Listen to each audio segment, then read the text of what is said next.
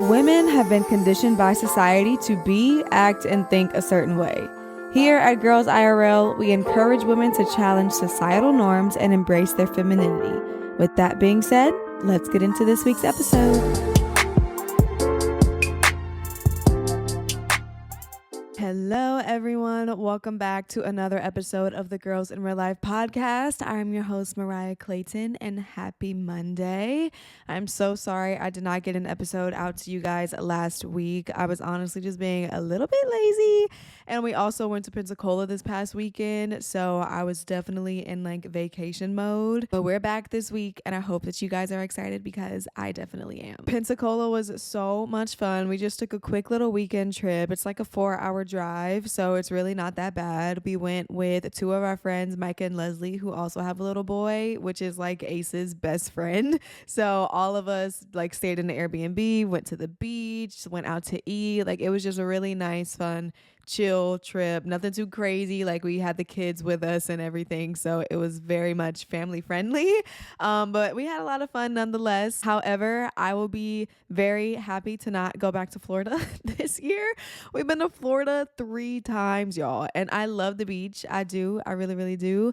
But I'm just ready to like get back home, be in a consistent routine, find something that keeps me grounded and like secure, because I feel like we've been just traveling and doing so much and it's just been a lot for me. So trying to get back into my routine has been really, really big. I actually started going back to the gym. Okay, y'all know sometimes we have really good seasons and sometimes we have really bad seasons, but I am back in my workout era.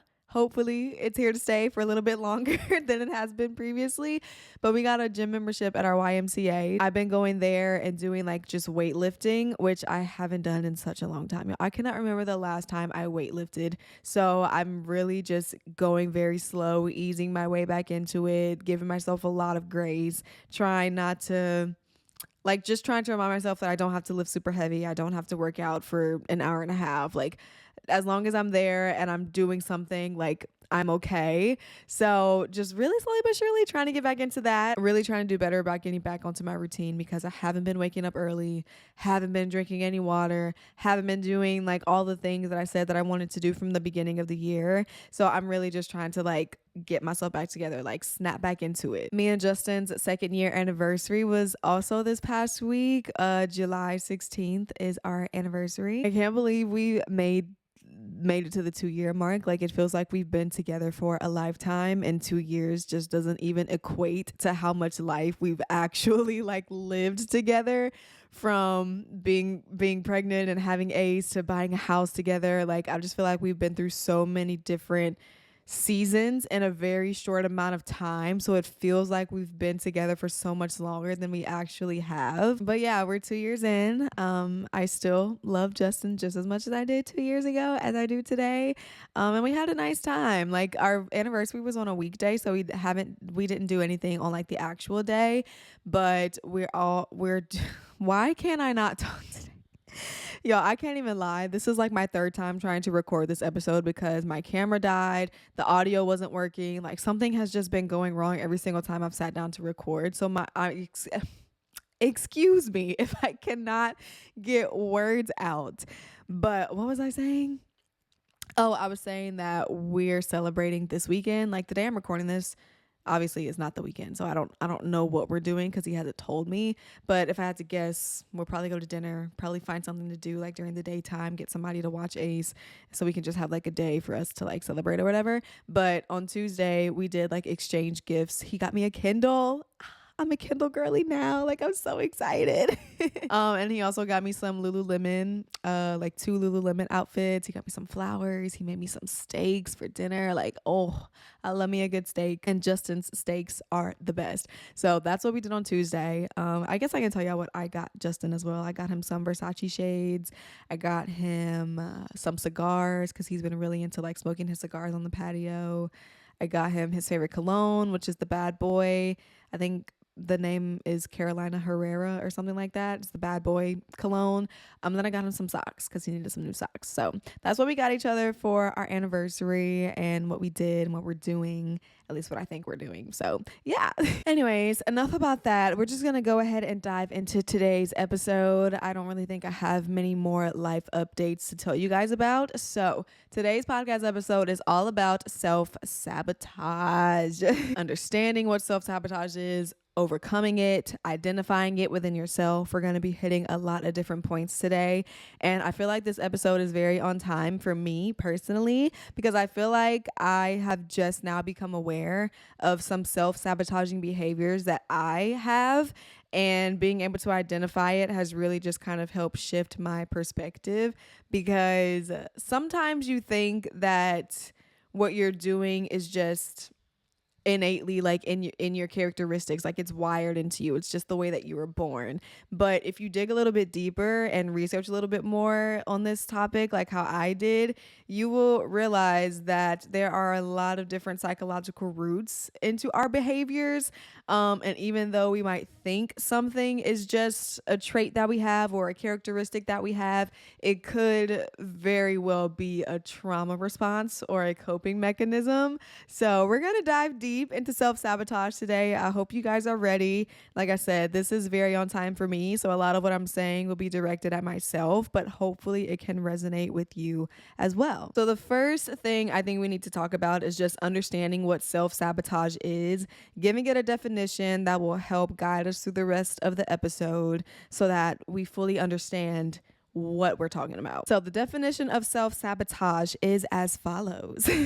Self-sabotage is when people do or don't do things that block their success or prevent them from accomplishing their goals. Self-sabotage is interesting because when you think about the definition that you're literally stopping yourself from accomplishing your goals, your first thought is to think, well, why would anybody do that? Like, why would you want to stop yourself from accomplishing your goals, from having a bright future, from living the life that you want to live? But like I said earlier, sometimes there are things that are just like very psychological that even we don't fully understand, but it's been rooted in us from such a young age or from experiences that we've had in our lives, whether we're conscious about it or unconscious about it, and it is affecting our everyday behavior and how we're moving forward in our lives. I know for me personally, like I have a lot of big goals. I have a lot of big dreams. I have a lot of things that I want to do and accomplish in this world.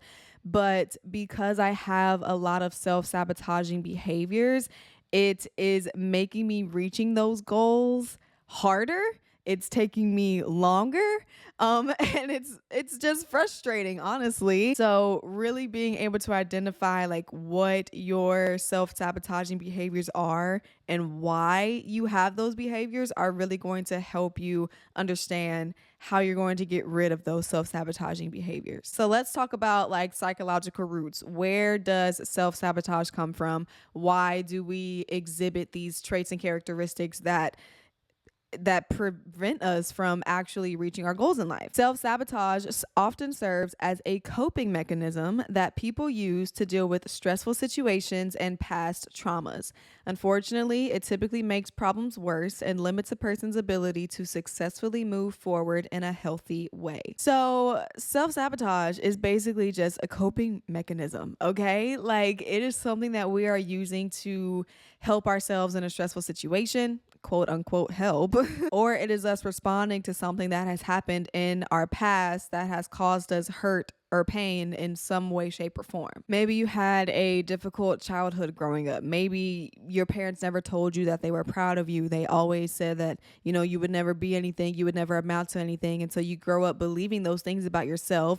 And now you're literally self-sabotaging every good thing that comes your way because you don't think you're worthy of it. Maybe you've had like difficulty in a relationship that you were in. Maybe your ex constantly like put you down, verbally abused you, gaslit you into thinking that certain situations weren't real. And so now when you are in a loving, safe, secure relationship, you're still doing things to sabotage that relationship because you think that they're not fully telling the truth. Maybe you have a low level of self-esteem and you're not super confident in yourself. So you behave in ways that confirm your negative beliefs about yourself. So on purpose, you're doing things that will shape you in a bad or negative way because that is the way that you truly view yourself. So you don't even try to like be a good person. Maybe you're someone who is overweight and you're on a weight loss journey, but you feel like you'll never really get to your end goal, or it's taking you so long to get to your end goal. So you self-sabotage yourself by binge eating or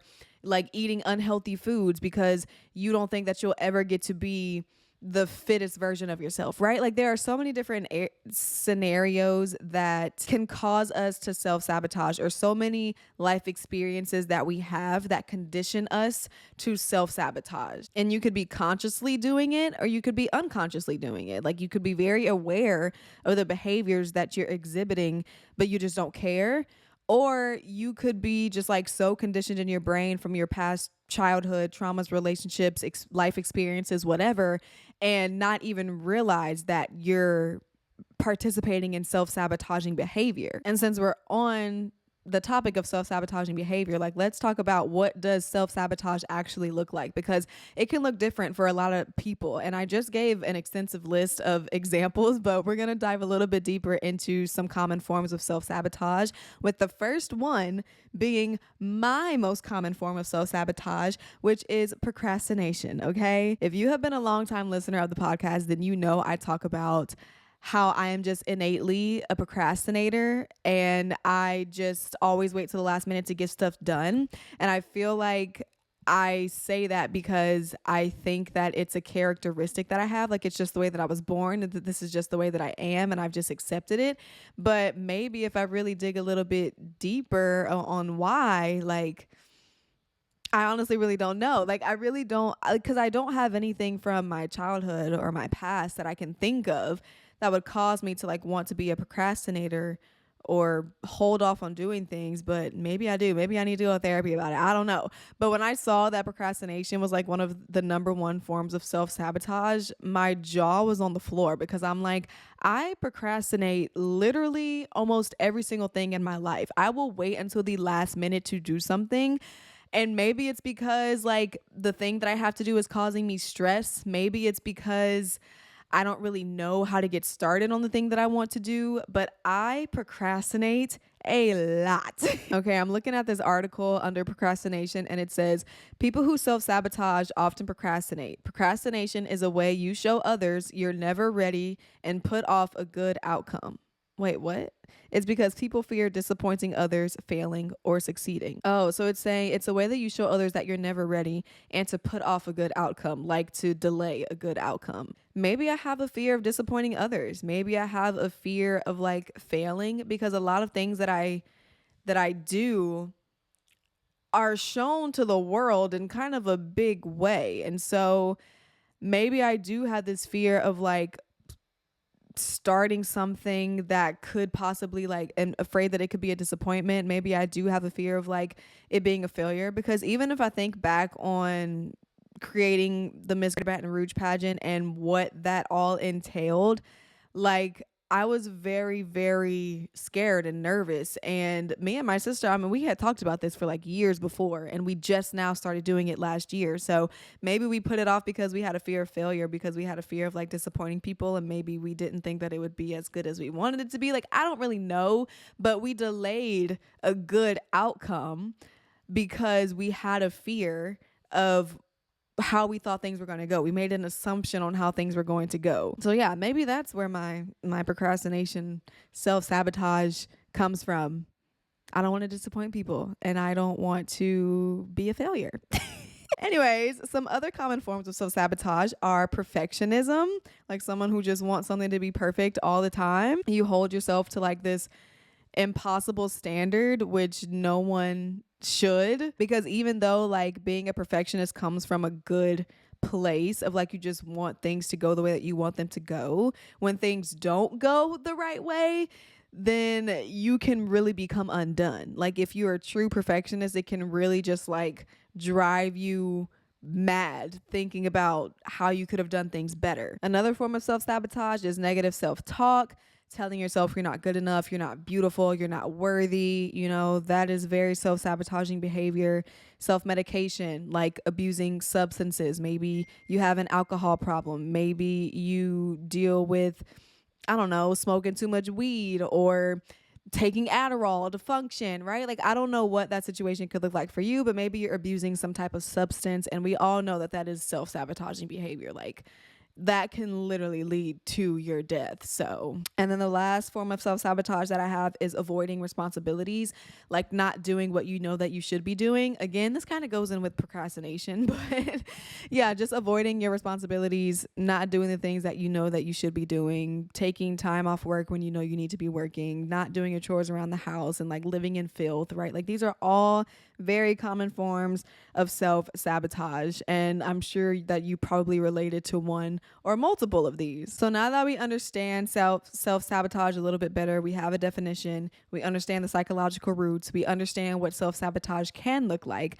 Let's talk about identifying self-sabotage within yourself and how you're going to do that. I think the easiest way to do this obviously is going to be self-reflection. We all know I am a huge advocate for self-reflection and really just understanding things about yourself. You can do this with a therapist or a counselor. You can do this by yourself, by journaling, or just thinking about your past experiences. You can do this by talking with a friend. However you do it, just do it. You need to really examine the root cause of like why you're participating in these self-sabotaging behaviors. Like, figure out what your self-sabotaging behavior is through self-reflection, but then now we have to find the root of the problem. Like, psychologically, what is going on that is causing you to participate in this self-sabotaging behavior? So again, you can do this like in therapy, you can do this by yourself, but you really need to figure out like what are the patterns in your life. Like, think back on as many different scenarios and situations that you can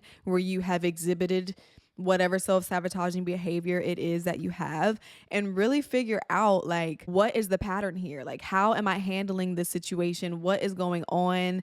Is there something deeper that I need to discover about myself and like why I keep doing this behavior over and over and over again? When do these patterns occur? Do they occur right before something is happening? Do they occur right after something is happening? Do they occur just all the time consistently in your life? What triggers do you have? Do you have any emotional triggers? Like, do your self-sabotaging behaviors come after someone yells at you or fusses at you or tells you something negative about yourself? You really need to focus on finding those key indicators that are going to help you dissect where your self-sabotaging behaviors come from and why you're doing it. It's really important to identify your self-sabotaging behaviors and dissect them, because self-sabotaging behaviors are not just things that impact you in the moment. They are things that impact you for the longevity of your life. For as long as you continue to partake in these different behaviors, like, you are impacting your life for that amount of time. It's affecting your personal growth. It's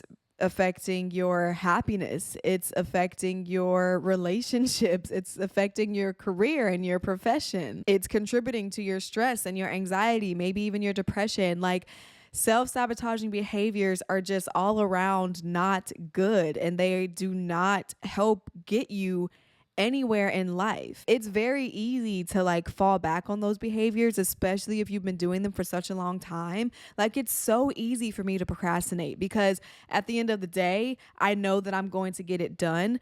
But how much have I missed out on? How many opportunities have I stolen from myself by deciding to continue to procrastinate? Like, it really doesn't make any sense, because even though at the end of the day, yeah, I get the job done and I still do it well, what other things could have occurred in my life that would have maybe turned out better or been a better situation for me had I not procrastinated? How much stress and anxiety would I have missed out on if I would have just done something earlier instead of waiting until 2 days before? But again, I think finding that root cause is what's really going to help, because even now I'm having a self-revelation. Like, I do have a problem with not wanting to disappoint people, and I do have a problem with being afraid of what other people will think about me if I do decide to do something, and it has hindered me so much more than I think I even realized, because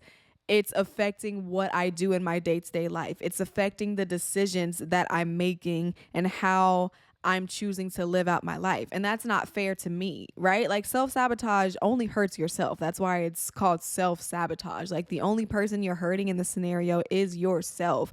And for me personally, I'm talking about myself. Like, I feel like I have this idea and I make assumptions about what people will think about me if I were to do certain things. Even though I know I shouldn't, it's really hard for me not to, because I live my life out in the open for everyone to see and witness. And so I know people will always have something to say about me.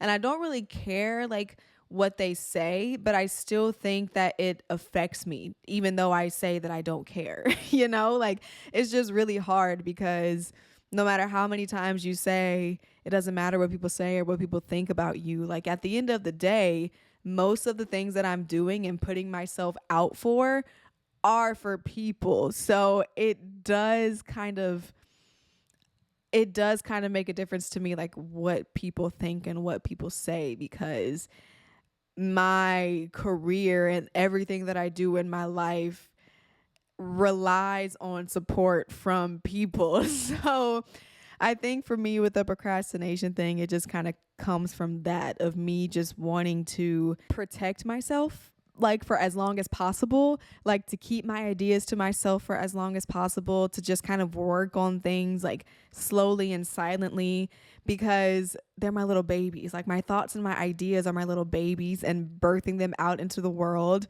can be very scary. So yeah, I think that I'm definitely having a self revelation right now, and like, why I procrastinate on certain things, because it's just like, I don't want people to crush my dreams, and so I would much rather take longer to put them out than have people criticize what I'm doing.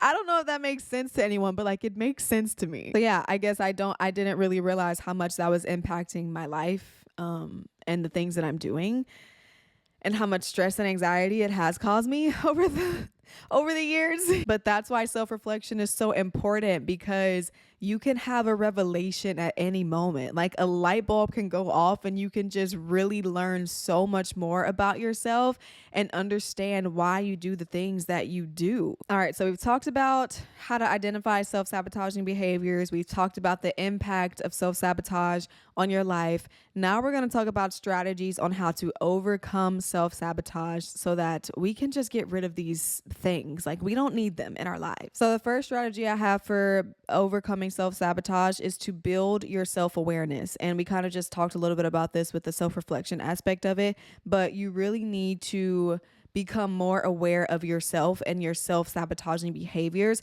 so that you can quickly identify them and like work on reframing your mind to not do those behaviors anymore. But you'll only be able to identify them if you're actually aware of yourself and your thoughts and your actions, your emotions, your feelings, going back to like looking at the patterns and stuff like that. Like, you really need to be in tune with yourself. So I don't know like what that technique is going to look like for you. Maybe it's journaling, maybe it's talking with a friend once a week, maybe it's going to therapy or counseling. Like, whatever you need to do to become more self-aware, you need to do it. The second strategy for overcoming self-sabotage is to challenge your negative thoughts, especially if you're someone who deals with low levels of self-esteem. This is what's really going to help you. Anytime a negative thought comes into your mind, you need to work really hard to reframe that thought, to discredit that thought, right? Like, don't give that thought any type of validity whatsoever, because as soon as you give into that thought,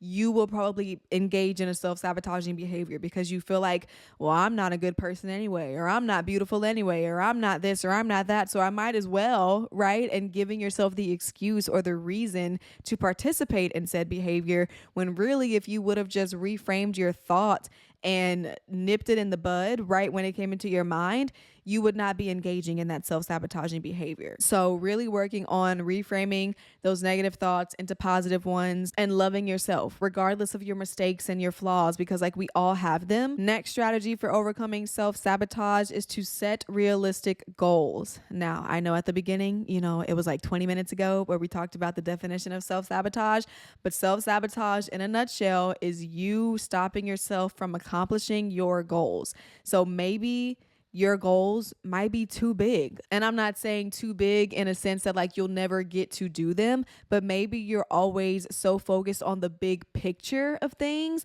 that you never really focus on like the small steps that it takes to get there. You're only worried about the huge, large outcome. So maybe setting realistic goals, breaking things up into increments will really help you stop engaging in self-sabotaging behavior, like procrastinating, like your girl. Because when you look at something like the big picture, the end result, sometimes it can be really overwhelming and it can be scary and it can make you think like, how can I get there? I'll never get there. Like I have so much longer to go.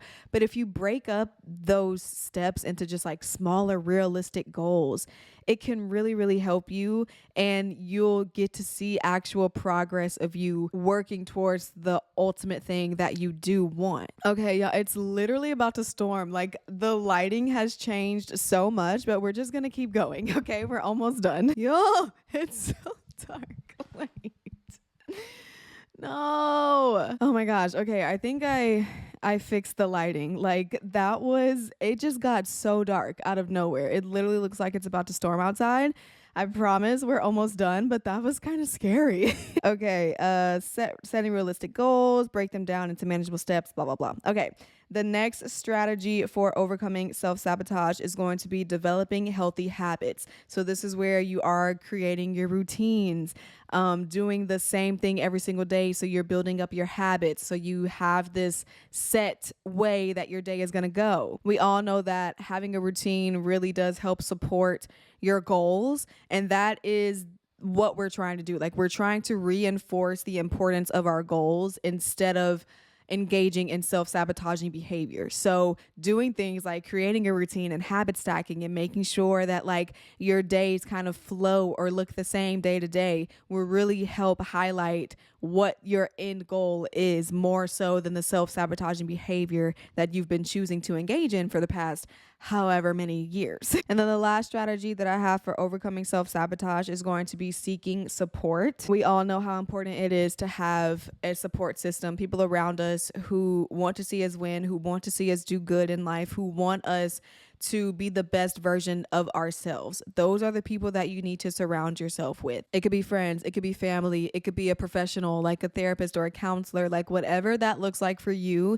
You just need to make sure that you are surrounding yourself with positive people who are going to keep you on track, who are going to hold you accountable for your actions, and who are going to help you understand your end goal and remind you of your end goal. Because again, that's all we're trying to do.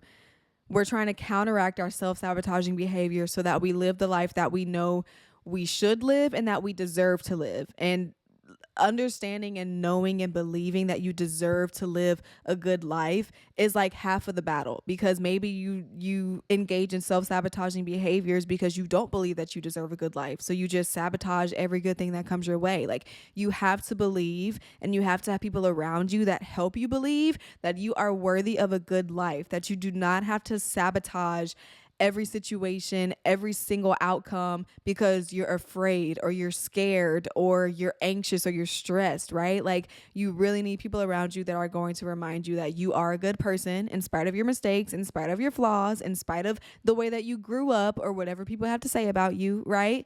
Like you have to believe wholeheartedly that you deserve a good life, because that is the only way that you will be able to get out of those self-sabotaging behaviors, is because you know this type of behavior is not going to help me in my future. This type of behavior is not going to help me be a better person.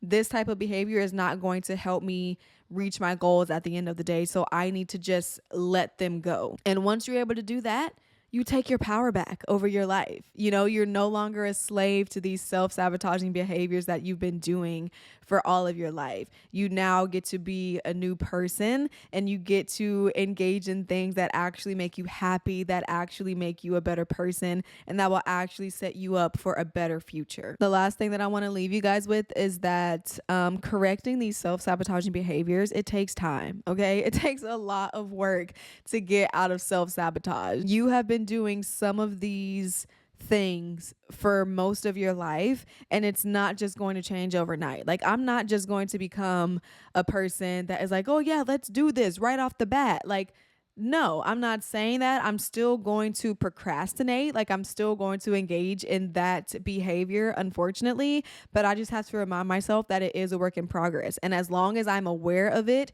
I know when I'm doing it, I know what's causing me to do it, I understand my triggers, then I can continue to show up for myself and leave procrastination behind. So you really need to embrace the progress, and understand that, like, it's going to take time and it's going to be okay. Like, you're going to mess up, you're going to still engage in the behavior, and that's fine. But you just have to keep working towards not engaging in those behaviors anymore. It might take years, who knows? But eventually, like, you'll get to the point where engaging in whatever self-sabotaging behavior that you've been used to no longer serves you in the way that it used to. Like, it no longer comforts you. It no longer helps you deal with the stress and anxiety. It really, like, leaves you with a bad taste in your mouth. So that's the point that we're all going to try and get to, is to the point where, like, we no longer have the temptation or the desire to engage in our self-sabotaging behaviors, because we know that the life that we live and the life that we deserve doesn't have room or space for those types of behaviors. You need to continue learning about yourself, continue self-reflecting. You need to continue building resilience towards those behaviors. Like, even if you do engage in a self-sabotaging behavior, know that you can bounce back, and know that you are worthy enough to bounce back. Because I feel like a lot of times when we go back into a self-sabotaging behavior, or even like bringing it to Christianity and faith, we go back to sin, right? Like, we tend to stay down in those low moments because we figured, oh, well, I messed up. Like, I can't go back to God now. I can't go back to being the same person because I'm doing the same things that I used to be doing, and I'm not worthy of doing this anymore, and I'm not worthy of a good life, of a better life. So you continue to stay in that despair and in that depression, and it conditions you to stay there. And you really shouldn't. Like, if you mess up, what does God say? Like, I'll never leave you or forsake you. Like, repent, come back home. It's the same thing with self-sabotaging behaviors. Like, just because you engage in something, like you were on a good streak maybe, and then you decided to procrastinate one day, or maybe you decided to, drink too much alcohol one night, like whatever the case may be, you don't have to stay down there. Like, you can tell yourself it's okay. Like, tomorrow's a new day. We can try again. God's mercies are new every morning. Like, you just have to continue building that resilience within yourself to know that even if you do go back to some old behaviors that you used to do, that doesn't mean that you're not still a good person. That doesn't mean that you're not still a progressing person. It just means that you're not perfect. And, like, I don't expect any of us to be perfect. You can't expect yourself to be perfect. So being able to build that resilience and bounce back from those behaviors, even when you engage in them when you know that you shouldn't, like, that's what's really going to help you stay on the right path and not go back down into that pit of just like self-sabotaging behaviors that are not serving you in any way. So yeah, I think with that, we're just gonna end the episode there, because I don't really know if I have much else to say. Like I said, this episode was mostly like for me, and I had a lot of light bulb moments go off and like why I do some of the things that I do. And I hope that it was the same for you as well. You just really, really need to continue to ask yourself, as you go through life, as you continue trying to get rid of your self-sabotaging behaviors, asking yourself, is your behavior aligning with your goals? If the answer is yes, then you're on the right track. If the answer is no, then maybe you need to go back to the self-reflection step and like figure it out, because we want our behaviors to align with what we want at the end of the day, right? Like all of us, we have goals and desires and big dreams and things that we want. And as long as our behaviors are aligning with the things that we want, then we're in a good spot. And when they're not aligning with the things that we want, then we need to just readjust. It doesn't mean that you're a bad person. It doesn't mean that you're a failure. It doesn't mean that you're a disappointment. It just means that you are human and it is okay. You now have the tools that you need to be able to get back on track. And I really hope that this episode helped you identify some of your self-sabotaging behaviors and provided you with the steps that you need to become the best version of yourself. Anyways, I love you guys so much. I hope you enjoyed the episode. If you did, go ahead and subscribe to the podcast. Leave me a comment, a review, give me 5 stars. You know the drill. I hope you guys have a great Monday, a great week, and I'll talk to you in my next episode. Bye.